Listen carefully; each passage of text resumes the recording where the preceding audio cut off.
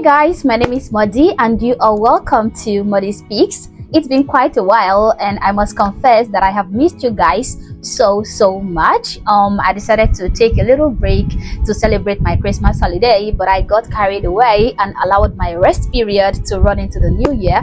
But thankfully I am back again and we have a lot to talk about. But first and foremost, how are you guys? I trust you guys are doing okay. I believe and hope that each and every one of you had an amazing Christmas and a wonderful new year as well. So if that is the case, then glory be to God. Well, I'm happy to be here again to talk about yet another topic that needs to be addressed, because it happened to be that while we were engulfed in the festivities of the season, some people were busy crafting sub-stories to cover up their incompetencies and make the hand that feeds them look bad. Today, we're going to be looking at the story of this African-American actor who is an immigrant, by the way, who has been going about saying that he is struggling financially. He is broke and that systemic racism is the reason for his financial struggles. Guys, the lack of accountability is spreading like the Californian wildfires. It is horrible. The full ignorance is mind-boggling. And I said full ignorance because that is exactly what this is, okay? This actor is not ignorant on why his financial status is allegedly the way he claims it is. He just pretends to be ignorant in order to play along with his sub-story. He is very much aware of the factors that can make some actors earn way more than others. He very well knows what happens to actors who earn a decent amount of money but chose to mismanage their funds by maybe living a lifestyle that is way above their pay grade, making foolish financial decisions, or getting entangled with notoriously lavish romantic partners. Even in 2025, people like this actor want us to believe that as Black people, any hurdle we encounter in our lives is surely because of systemic racism, white supremacy, and white people. Anyway, I'm just gonna play a snippet of this interview so you can listen to him talk about his financial struggles and the reason he is in that situation. How has Hollywood changed in terms of African representation in what you see since you started out to what's being produced now? Yes, quite a bit has changed.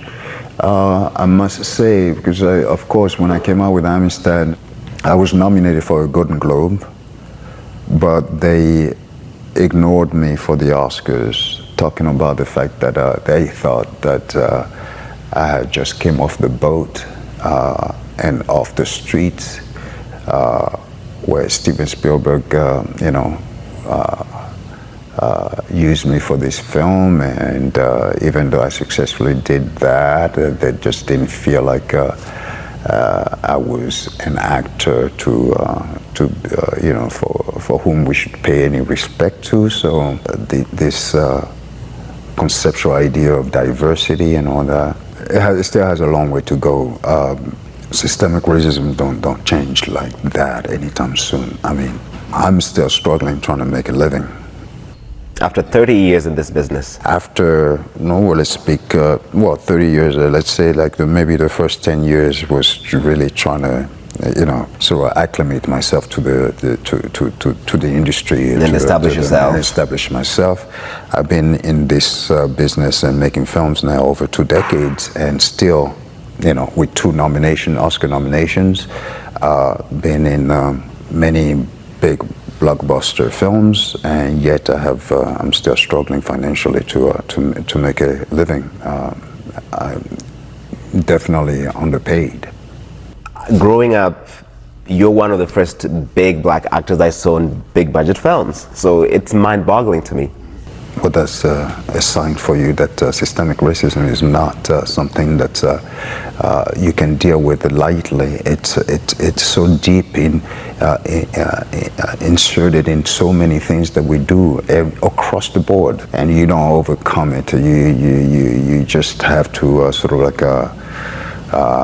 you have to cope with it and survive the best way you can. Now, as most of you guys may know by now, I like to be as unbiased as possible in my analysis, meaning that I do not let the fact that I'm a fellow black person cloud my judgment. Now, looking at this actor, I don't think he is impoverished at all. I also strongly believe that he is richer than the regular American. I mean, when you consider the kind of car he drives, the fact that he has a $2.1 million mansion in an elite neighborhood, which he purchased back in 2023 with a net worth of $35 million, though some outlets say is $4 million. Someone like me would not consider him poor at all. So honestly, I don't understand what he means by financially struggling. Maybe he means he doesn't have the ability to live as lavish as someone like Tyler Perry or Tom Cruise, who are among the richest American actors. I don't know what he's trying to say anyway, but let's be realistic here, okay? Is racism the reason for his alleged financial struggles? If you ask me, I would say a big no. Now, quick question. Do you know this guy?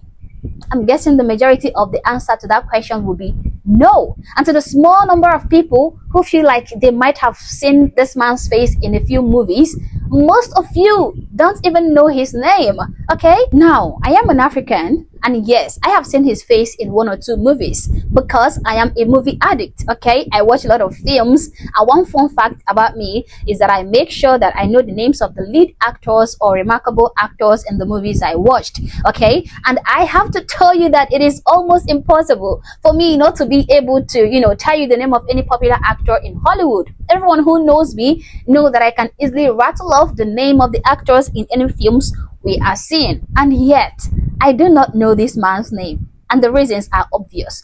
He is not a very popular actor. He never plays the lead role. And he is not an A-list actor.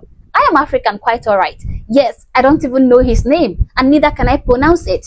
His name is Djimon Hounsou. And oh yes, I had to look up his name and, learn the correct pronunciation before even making this video. And so, like I said, he is not a very popular actor. All his movie roles are supporting roles. He is never the lead character in movies, yet he thinks he should be earning, what the top tier actors are earning. And then he blames systemic racism for not being extremely wealthy. It is true that Djimon Hounsou has been featured in some blockbuster and box office movies like Blood Diamond and Gladiator, but people who went to see these movies weren't going to see these movies because of Djimon Hounsou. It wasn't Djimon Hounsou who drew the crowd to that cinema. It was A-list actors like Leonardo DiCaprio that drew the crowd in Blood Diamond and Russell Crowe in Gladiator.